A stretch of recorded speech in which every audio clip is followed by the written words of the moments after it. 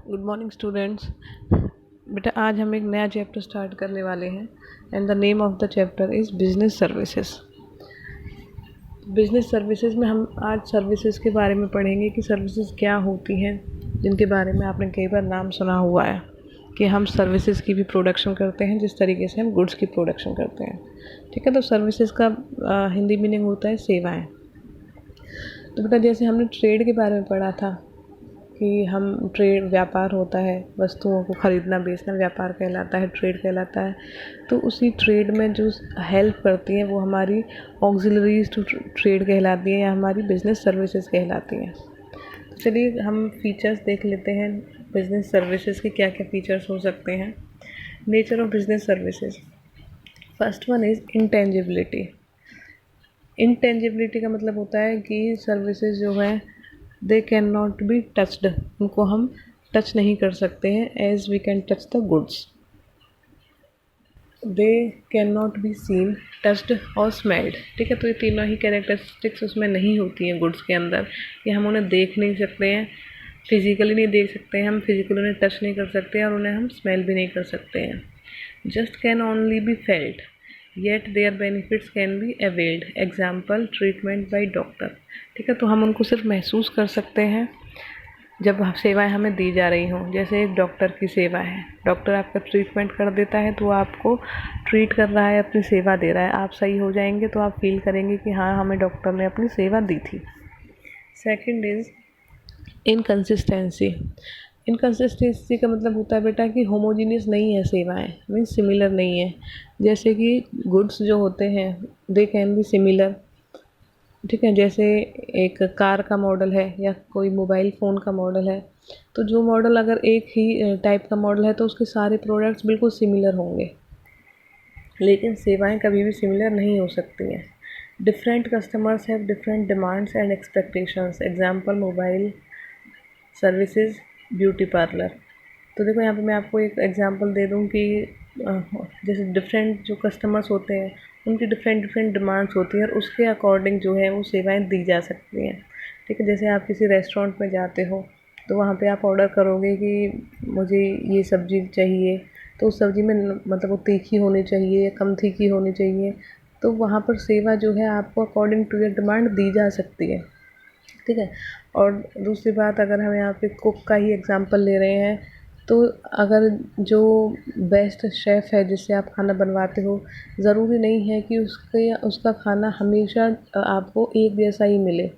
ठीक है, क्योंकि इंडिविजुअल सर्विस देते तो ऐसा हो सकता है कि आज उसमें थोड़ा सा चेंज हो गया है, नमक ज़्यादा हो गया हो, मिर्ची ज़्यादा हो गई हो, तो हो सकता है कि उस सेवा में बदलाव आ गया हो।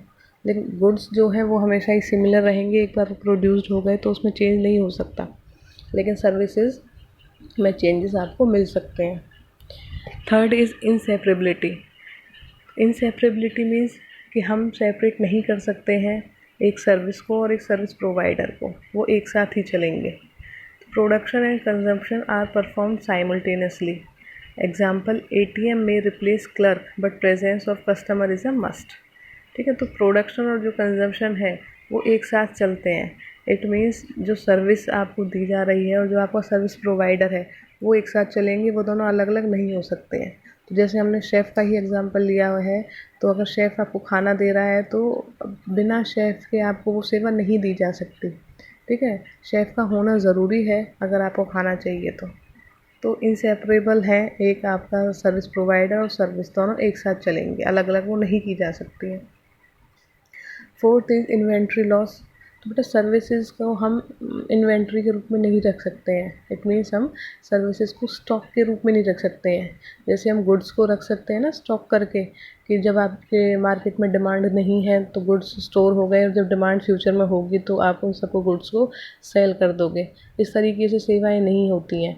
सेवाएं तो तभी होंगी जब उसकी डिमांड होगी। ऐसा नहीं है डिमांड नहीं है तो आपने स्टोर कर ली और फ्यूचर में आप उन्हें, आपके पास बहुत सारी इकट्ठी हो जाएंगी सेवाएं और जब डिमांड होगी तो आप फ्यूचर में सबकी सप्लाई कर दोगे।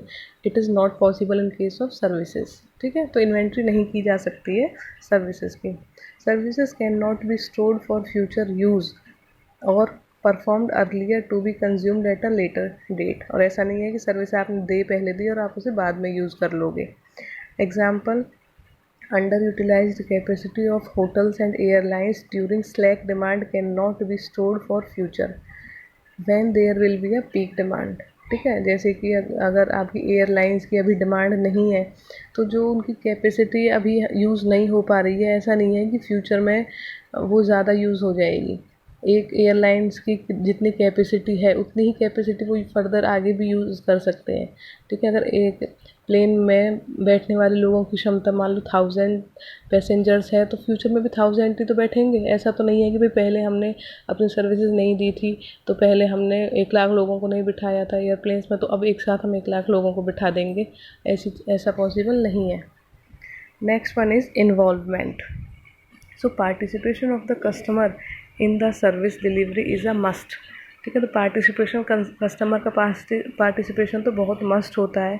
अगर सर्विसेज दी जाती हैं तो कस्टमर का पार्टिसिपेशन वहाँ पे होता ही होता है। Example, a customer can get the service modified according to specific requirement. तो इसका एग्जाम्पल तो मैंने वैसे आपको ऊपर भी दे दिया है, दोबारा दे देते हैं कि कस्टमर की डिमांड के अकॉर्डिंग सर्विसेज में चेंजेस हो सकते हैं।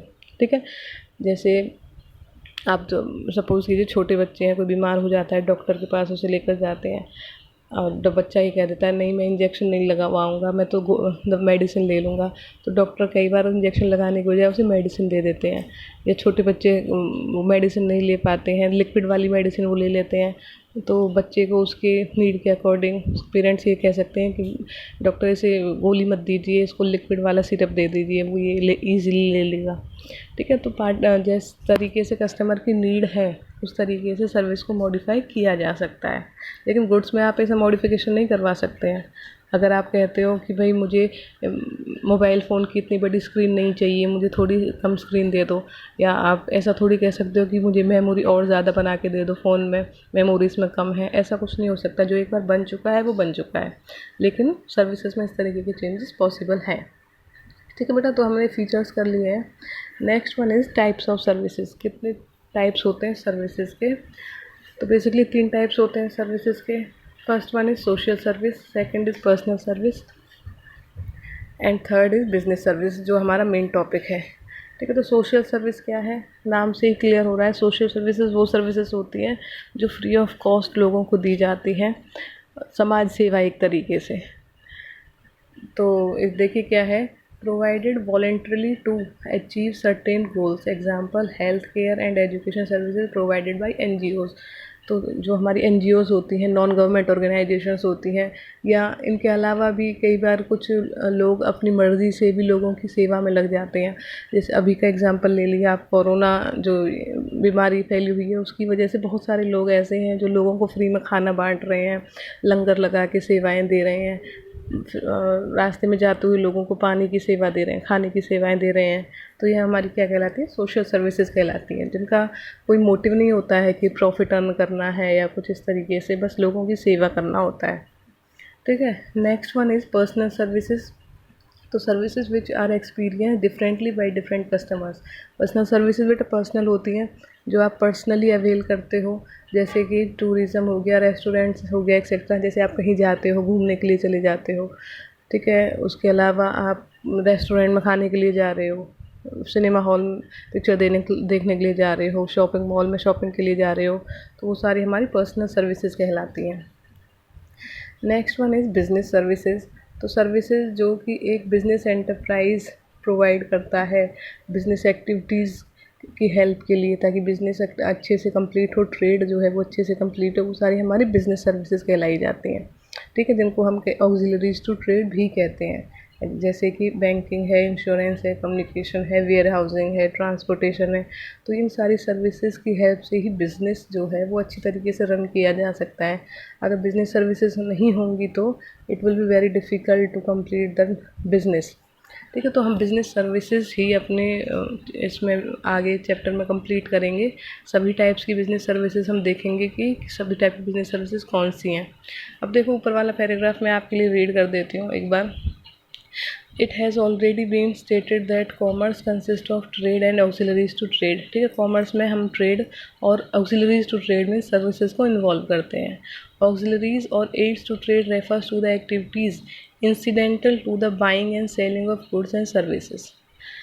These auxiliaries to trade are also known as business services or facilities. These services are essential and indispensable to the smooth flow of trade and industry. The examples of business services are banking, insurance, transport, warehousing and communication. ठीक बेटा, तो business services के ये सारे examples हैं और business services के बिना हम ट्रेड नहीं कर सकते हैं, हम अपनी इंडस्ट्री को रन नहीं कर सकते हैं। ये बहुत इंपॉर्टेंट है। अगर आपको बिजनेस कोई भी कंपनी अच्छे से चलेगी, किसी भी कंपनी सबका सेल परचेजेस हो रहा है या कोई भी एक्टिविटीज़ की जा रही हैं, तो उनके लिए बिजनेस सर्विसेज होना बहुत इम्पॉर्टेंट है। ठीक है, एक तरीके से हम यहाँ पर टर्शरी सेक्टर की बात कर रहे हैं। पढ़ा है ना आपने प्राइमरी, सेकेंडरी और टर्शरी। तो ये टर्शरी सेक्टर है, सेवा क्षेत्र हमारा तृतीय क्षेत्र जो होता है बिजनेस सर्विसेज। हम बिजनेस सर्विसेज के बारे में पढ़ रहे हैं इस चैप्टर में।